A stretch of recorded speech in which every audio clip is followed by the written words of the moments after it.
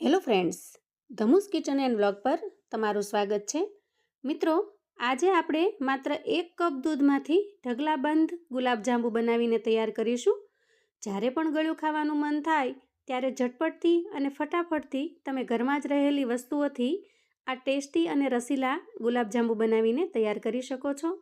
નાના મોટા સૌને આ ગુલાબજાંબુ ખૂબ જ પસંદ આવશે.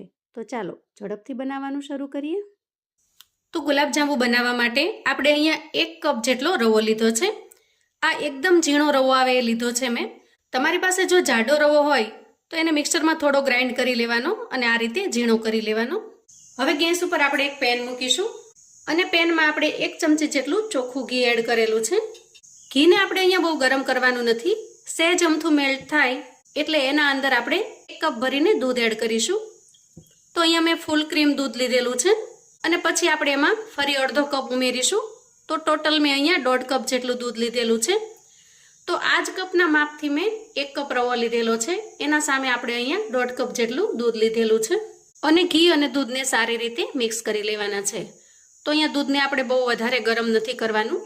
આ રીતે થોડું ગરમ થાય એટલે કે થોડો અમથો ઉફાળ આવતો દેખાય ત્યારે આપણે તૈયાર કરેલા રવાને એમાં એડ કરવાનો છે અને હવે સ્પેચ્યુલાની મદદથી સારી રીતે મિક્સ કરી લેવાનો છે. તો અહીંયા તમે જોશો કે થોડી વારની અંદર જ રવાની અંદર બધું જ દૂધ સોક થઈ ગયું છે. તો અહીંયા વધારે વખત આપણે રવાને ગેસ પર રાખવાનો નથી.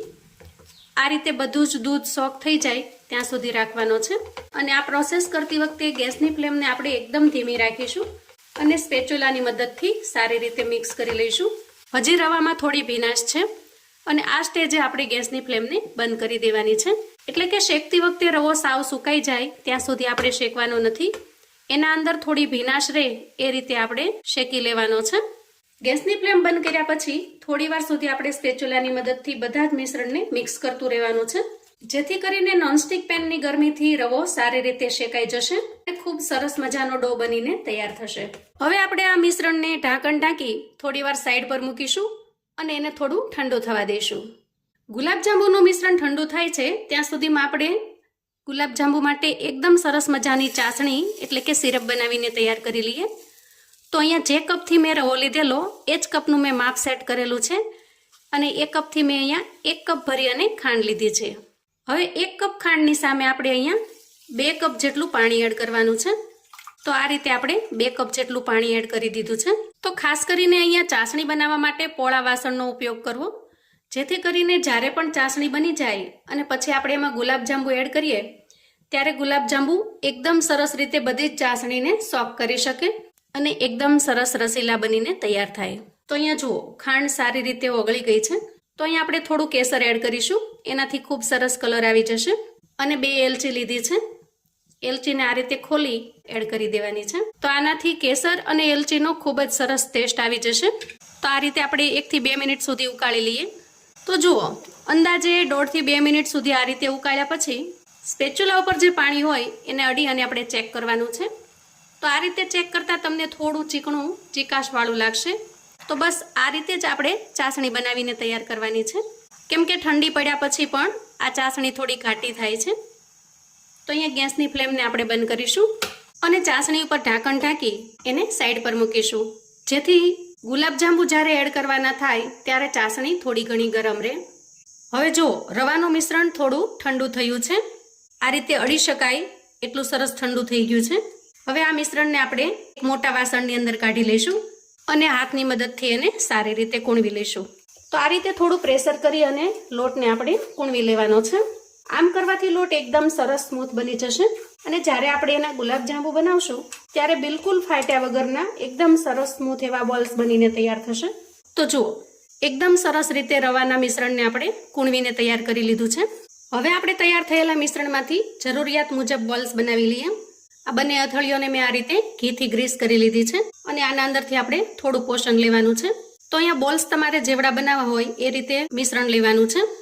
જો આ રીતે બોલ્સ બનાવીને તૈયાર કરવાના છે અને મિશ્રણ જો તમારાથી આ રીતે થોડું સ્મૂથ ન બન્યું હોય તો થોડું ગરમ દૂધ અંદર નાખવાનું 1-2 ચમચી જેટલું અને એને સ્મૂથ બનાવી લેવાનું. તો જુઓ અહીંયા અમે જરૂરિયાત મુજબ બોલ્સ બનાવી લીધા છે.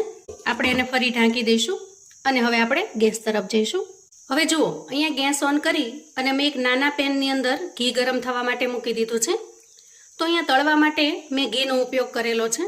તમે ઘી અથવા તેલ કોઈ પણ વસ્તુથી ગુલાબજાંબુને સરસ રીતે તળી શકો છો. પણ ઘીથી તળવાથી ગુલાબજાંબુના ટેસ્ટમાં એકદમ સરસ ક્રીમી ટેક્સચર આવી જાય છે. તો અહીંયા ઘી બરાબર ગરમ થયું છે કે નહીં એ ચેક કરી લઈએ. એકદમ સરસ ઘી ગરમ થઈ ગયું છે. તો આ સ્ટેજે આપણે તૈયાર કરેલા બોલ્સને એડ કરી દઈએ. જાંબુને તળતી વખતે આપણે ગેસની ફ્લેમને એકદમ ધીમી રાખીશું, જેથી બધી જ બાજુ ખૂબ સારી રીતે તળાઈ જાય અને અંદરથી બિલકુલ કાચા ન રહે. અને આ રીતે નાના પેનની અંદર જો ઘી લેશો તો તમારે વધારે ઘી લેવું પણ નહીં પડે. ઘીની ક્વોન્ટિટી થોડી ઓછી રાખશો તો પણ તમે સારી રીતે તળી શકશો. તો અહીંયા થોડી વારે આ રીતે સાઈડ ચેન્જ કરી અને આપણે જાંબુને તળી લેવાના છે. એકદમ હળવા હાથે ફેરવવાના, કેમ કે શરૂઆતની અંદર એની ભાંગવાની શક્યતા વધારે હોય છે. તો જુઓ, અહીંયા બોલ્સ તળાઈ અને બ્રાઉન કલરના થઈ ગયા છે, પણ હજી આપણે એને થોડા ઘાટા મરૂન કલર જેવા બનાવવાના છે. તો જુઓ, અહીંયા જાંબુ એકદમ સરસ બ્રાઉન કલર જેવા થઈ ગયા છે. એને આપણે આ રીતે ઝારામાં કાઢી લઈએ. એકદમ સરસ તળાઈને તૈયાર થઈ ગયા છે. હવે આપણે આ ગરમા ગરમ ગુલાબજાંબુને થોડી ગરમ એવી ચાસણીની અંદર ડીપ કરી દેવાના છે. આ રીતે આપણે ચાસણીની અંદર મૂકી દેવાના છે. તો આ રીતે હવે આપણે બીજી બેચને પણ તળી લઈએ. 20 થી 30 સેકન્ડ સુધી એને એમનેમ થવા દેવાના, બિલકુલ હલાવ્યા વગર. અને પછી એને સહેજ અમથા દૂર કરવાના. આ રીતે છેલ્લી બેચ તળીને પણ આપણે સિરપમાં ઉમેરી દીધી છે. તો જુઓ, એકદમ રસથી ભરેલા રસીલા એવા ગુલાબજાંબુ બનીને તૈયાર થઈ ગયા છે. અહીંયા થોડા મેં નાની સાઈઝના પણ બનાવ્યા છે. કોઈ પણ જાતની ઝંઝટ વગર એકદમ ઝડપથી અને ફટાફટથી જાંબુ બનીને તૈયાર થઈ ગયા છે.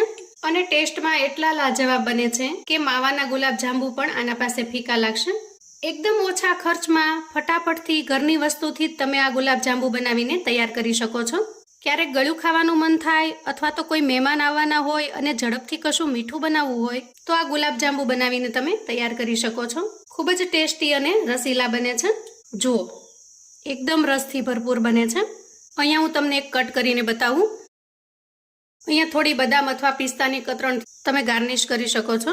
જુઓ, તો મિત્રો, જ્યારે પણ તમને ગળ્યું ખાવાનું મન થાય તમે આ ફટાફટથી બનતા ગુલાબજાંબુ બનાવીને તૈયાર કરી શકો છો અને એન્જોય કરી શકો છો. અને કોઈ તહેવાર કે પ્રસંગની અંદર પણ બનાવીને તૈયાર કરી શકો છો. તો આવું અવનવું જાણવા માટે અને મને સપોર્ટ કરવા માટે ચેનલ પર જો તમે નવા છો તો પ્લીઝ ચેનલને સબસ્ક્રાઈબ કરો. વિડીયો ગમે તો લાઈક અને શેર કરો. તમારા સગા સંબંધી મિત્રોને પણ આપણી આજની આ રવાથી બનાવેલા ગુલાબજાંબુની રેસિપી ચોક્કસથી શેર કરજો, જેથી એ લોકો પણ બનાવીને તૈયાર કરી શકે, એન્જોય કરી શકે અને એના પરિવારને પીરસી શકે. કોમેન્ટમાં મને ચોક્કસથી જણાવજો મિત્રો કે આજના આ ઘરની વસ્તુથી બનતા ગુલાબજાંબુની રેસિપી તમને કેવી લાગી છે. ફરી મળીશું એક નવી રેસિપી સાથે. ત્યાં સુધી આવજો મિત્રો.